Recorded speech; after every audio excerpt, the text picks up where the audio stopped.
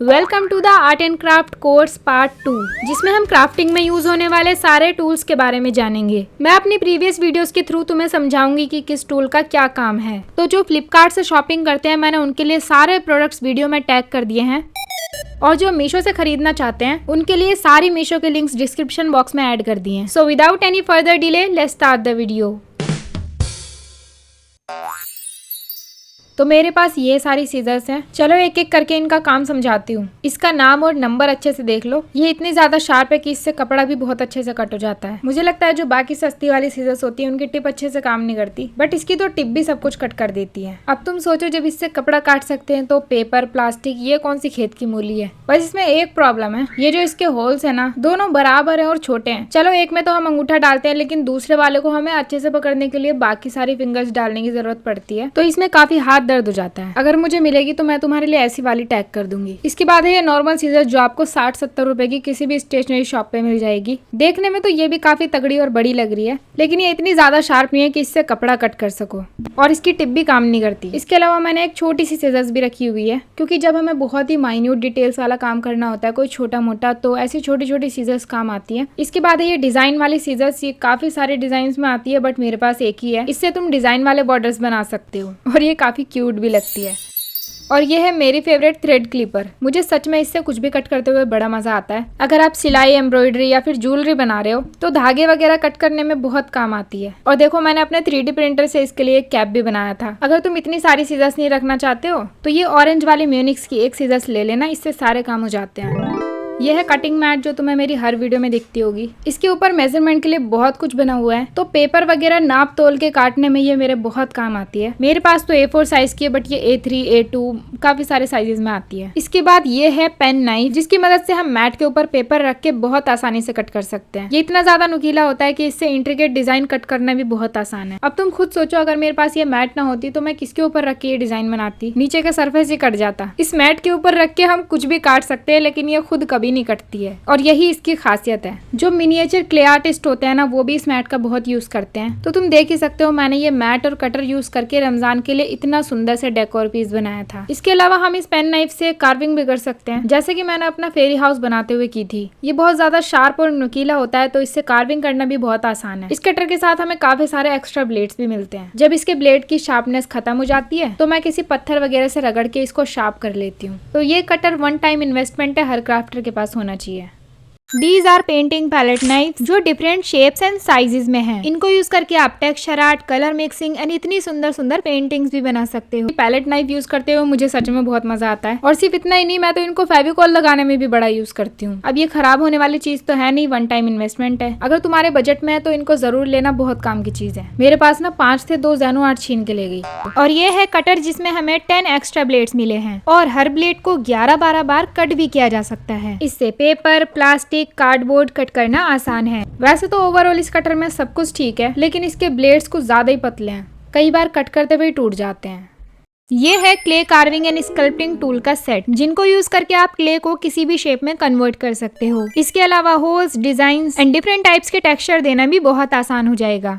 यह है डॉटिंग टूल्स। अगर आपको बहुत छोटी मोटी डॉट आर्ट करनी है, जैसे नेल्स वगैरह पे, तो आप ये ले सकते हो। नहीं तो डॉट मंडाला आर्ट के लिए ये वाले टूल्स यूज होते हैं। और ये है मोल्डिंग टूल। अगर तुम मोल्डेड क्ले की चीजें ज्यादा बनाते हो ना, तो ये टूल्स तुम्हारे बहुत काम आएंगे, क्योंकि इसमें हमें क्ले को कार्व नहीं करना होता, काटना पीटना नहीं होता, बस मोल्ड करके शेप देनी होती है। मुझे सच में इनको यूज करने में बड़ा मजा आता है। मैंने इन्हीं टूल्स को यूज करके ये पूरा टी शर्ट बनाया था, और तुम देख ही सकते हो कितनी बढ़िया शेप बनी है। क्ले प्लंजर कटर्स, जो काफी सारी शेप्स और साइजेस में मिलते हैं। बस क्ले को बेलो और इस टूल की मदद से ऐसे प्रेस करके कट कर दो। देखो, वैसे तो तुम ये सारी शेप्स हाथ से बनाने का भी ट्राई कर सकते हो, लेकिन कटर से बिल्कुल फिनिशिंग से बनेंगे। और अगर तुम्हारा कोई छोटा मोटा बिजनेस है ना, क्ले आर्ट का या फिर हैंडमेड चीजें सेल करने का, तो भी ये बहुत काम की चीज है। तुम इन टूल से किसी भी क्ले के साथ काम कर सकते हो। देखो, मैंने इससे कितने सारे चार्म्स बनाए थे, और बहुत सारे चार्म से मैंने ज्वेलरी भी बनाई है, जो तुमने देखी होगी। ये है स्पॉन्ज डैबर। मैंने इसका पूरा सेट मंगाया था, बट यूज करते करते बाकी सारे तो टूट फूट गए। बस अब 2-3 ही बचे हैं। वैसे तो इनको हम स्पॉन्ज की मदद से बना भी सकते हैं, लेकिन उसके लिए भी तो स्पॉन्ज खरीदनी पड़ेगी। इससे बढ़िया यही ले लो। चलो अब इसका काम बताती हूँ। देखो, जब भी हम स्टेंसिल से कुछ छपाई करते हैं तो इन्हीं का यूज किया जाता है। इस काम को करने के लिए पेंट ब्रश यूज नहीं कर सकते। इसके अलावा मैं इन्हें चीजों को पेंट करने के लिए जेसो वगैरह लगाने में यूज करती हूँ, क्योंकि मुझे ब्रश के स्ट्रोक्स बिल्कुल पसंद नहीं है। और डैबर से बिल्कुल इवन सरफेस मिलता है। अब हर क्राफ्टर के पास एक ऐसा प्लायर तो होना ही चाहिए। मुझे जितनी भी ज्वेलरी बनानी होती है मैं सब इसी से बनाती हूँ, क्योंकि इसकी टिप जो है ना वो काफी पतली और राउंड सी है और इससे वायर वगैरह भी कट हो जाते हैं। और भी क्राफ्टिंग में काफी सारे तामझाम होते हैं जिनमें मैं इस प्लायर को यूज करती हूँ। ये है वुडन स्टैम्प्स। वैसे तो इनको फैब्रिक पे प्रिंट बनाने के लिए यूज किया जाता है, बट मैं इन बातों को सीरियसली नहीं लेती हूँ और जहाँ मेरा मन करता है मैं उसको वहाँ यूज कर लेती हूँ। अभी तक तो मैंने इन स्टैम्प्स का एक ही जगह पे यूज किया है, वो है जर्नलिंग। तो जैसे कि तुम देख सकते हो यहाँ पे मैंने जर्नलिंग में बॉर्डर क्रिएट करने के लिए इनको यूज किया था। तुम इन्हें कपड़े वगैरह पे भी यूज करते हो तो फेविक्रिल के एक्रिलिक कलर्स लेना, उससे बहुत अच्छा काम करेगा। यह है ब्लेंडिंग स्टैम्प्स। तुम्हें तो बताइए मैं अपने चैनल पे सिर्फ क्राफ्ट की वीडियोस ही ज्यादा बनाती हूँ, मुझे स्केचेस वगैरह बनाने में कुछ खास इंटरेस्ट भी नहीं है। बट यू कांट बिलीव कि जब मैंने अपना चैनल स्टार्ट किया था ना तब मैं ड्राइंग की बहुत ज्यादा प्रैक्टिस करती थी। जब हम पेंसिल को यूज करके स्केचिंग करते हैं ना तो उसको ब्लेंड करने में ये टूल्स यूज होते हैं। तुम यहाँ पे डिफरेंस देख सकते हो, जहाँ से मैंने ब्लेंड किया है वहाँ पे कैसा है और जहाँ से ब्लेंड नहीं किया है वहाँ कैसा है। तो कोई फ्यूचर आर्टिस्ट इस वीडियो को देख रहा है तो ये टूल्स तुम्हारे काम आ सकते हैं। यह है होल पंच मशीन। इसके बारे में मैं क्या ही एक्सप्लेन करूँ, तुम सबको पता ही होगा। स्कूल के प्रोजेक्ट्स वगैरह बनाने में तो ये बहुत यूज होती है क्योंकि हमें पेपर में होल बनाने होते हैं, बट मैं इसको क्राफ्टिंग में बड़ा यूज करती हूँ। ऐसे पेपर डॉट्स बना के मैंने काफी सारे DIYs भी बनाए हैं, जैसे pencil pouch, bookmark key chain. These are paper punches. अगर तुम्हें पेपर क्राफ्ट का शौक है ना तो इनको ले सकते हो। देखो छोटे छोटे डिजाइन कट करना इनसे कितना ज्यादा आसान है। ये तो देखने में इतने सुंदर लगते हैं ना, मुझे लगता है मैं काम इनसे ना करूं बट डेकोरेट करके रख लूं। हाँ ये थोड़े से एक्सपेंसिव तो है, तो अगर तुम्हारे बजट में हो तभी खरीदना। मुझे नहीं पता बाकी लोग इनको किस तरीके से यूज करते हैं, बट मैं तुम्हें बताती हूँ। देखो इस तरीके से तुम पेपर पंच करके ऐसे बॉर्डर्स बना सकते हो और क्राफ्टिंग में as a washi tapes use कर सकते हो। और पंच करने के बाद जो भी ये कटिंग्स निकले ना इसको मिक्स करके तुम एज अ सीक्वेंस यूज कर सकते हो। जैसे कि मैंने यहाँ पे काफी सारे लाइट एंड डार्क शेड के हार्ट्स बनाए हैं और इनको मिक्स करके रख दूंगी और किसी न किसी DIY में तो यूज कर ही लूंगी।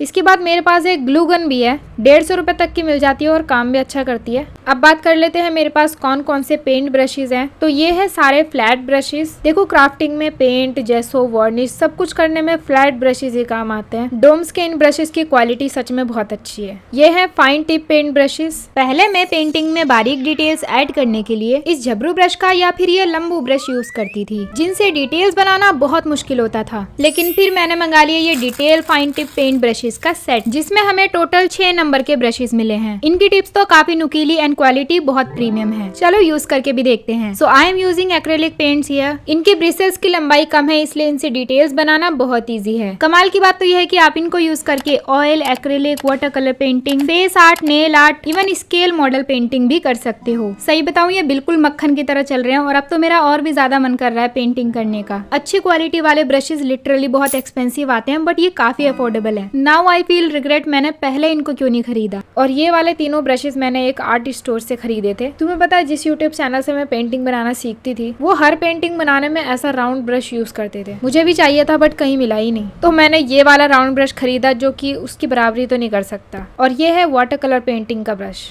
और यह है एंगल्ड ब्रश जिसका आज तक मुझे कुछ काम समझ में नहीं आया। इसके अलावा मेरे पास अपना ये 9-10 साल पुराना ब्रश भी है जिसको मैंने पेंट किया था और ये भी उसी का भाई है। ये वो है जो रंगीला कलर के साथ फ्री में मिलता है। इसको भी मैंने पेंटिंग में बहुत यूज किया है। तो मेरे पास कुछ ये सारे पेंट ब्रशेज हैं। आर्ट एंड क्राफ्ट में यही सबसे ज्यादा काम आते हैं। तो इसी के साथ मैंने तुम्हें सारे टूल्स का काम समझा दिया है। वीडियो पसंद आई तो इसे लाइक करना। चलो मिलते हैं पार्ट 3 में। तब तक अगर तुमने पार्ट 1 नहीं देखा है तो लेफ्ट वाली वीडियो पे क्लिक करो और अगर DIY art and craft supplies बनाना सीखनी है तो राइट साइड पर है उन सभी वीडियोस की प्लेलिस्ट। Bye bye.